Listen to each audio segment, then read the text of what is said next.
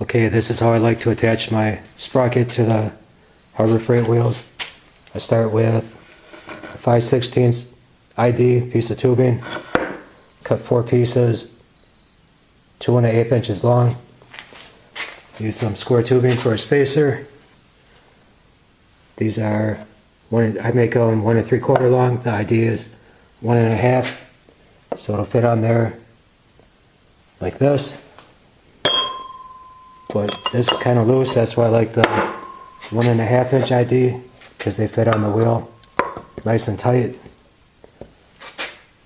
So I'm going to put the bolts in the spacers and set the square tubing, and I'll be right back.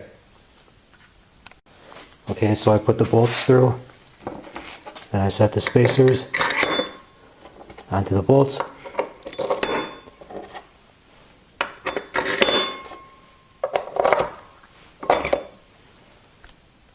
And then try and line this up.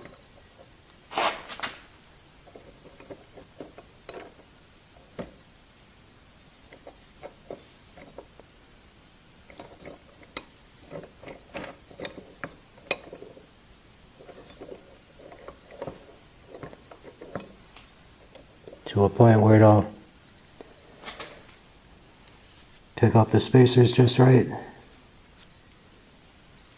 Because there's a tight fit, I'm going to have to pound this down, and again I'll be right back. Okay, so I got my center spacer in there along with the 4 spacers on the bolts. And then what I like to do is take the other half of the rim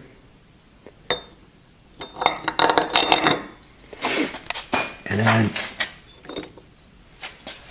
I will weld the tubes to the center, and I'll end up with a solid piece like this.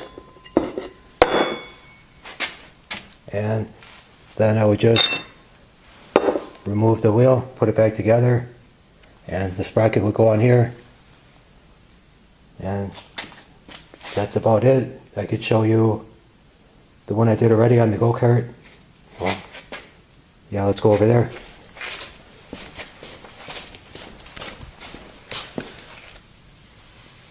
You can just see